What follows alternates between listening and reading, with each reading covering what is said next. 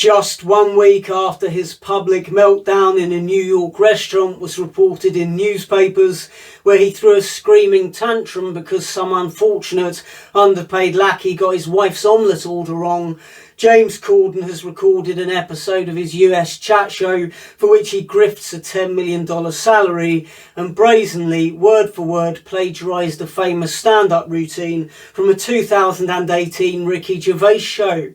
Few things are more despised in the comedy industry than a comedian stealing another's material. Luckily for James Corden, he isn't one, so I guess the normal rules don't apply to him. He's never been a comedian. He's the guy who first got paid to appear on panel shows and laugh at other comedians' jokes, and as a character in a sitcom, which whilst not funny, was marginally more watchable than most other BBC comedy output at the time, and so received praise for just not being as unremittingly awful as everything else that was being produced.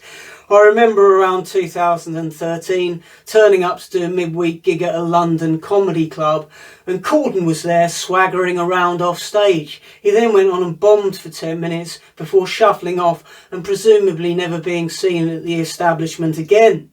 After the story about him losing his rag in a restaurant came out, he made a grovelling apology before shamelessly retracting it a week later, and he looks set to do the same thing again, having ripped off Gervais's material.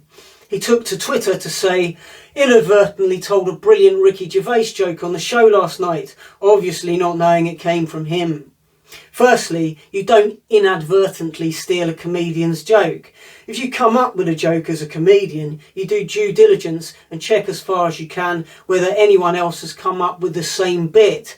Secondly, Corden seems to suggest that he only needs to apologise because it was Ricky Gervais's joke he stole, as if had he stolen a joke from a lesser known comedian, it would have been somehow more acceptable. Well, when you're being paid $10 million for a TV show, it's not acceptable to steal anybody's jokes. If you're getting paid $10 million, maybe try and come up with a few jokes yourself, you chubby, useless, nasty little con merchant.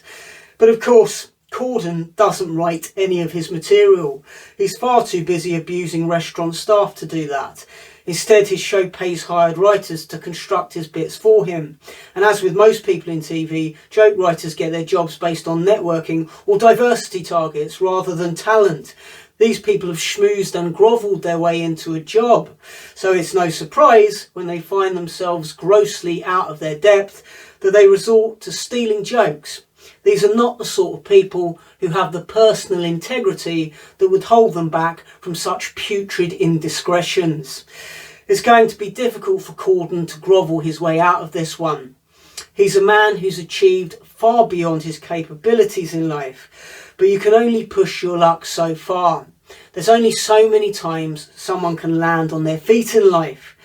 It wouldn't matter that Corden's talentless if he was a decent human being. No one would begrudge him his success, but he sadly proved that that's not the case, and now the tabloid media are going to aggressively push a long-term narrative of his decline. Every few weeks there'll be a new story about something he's done wrong, some episode of misbehaviour.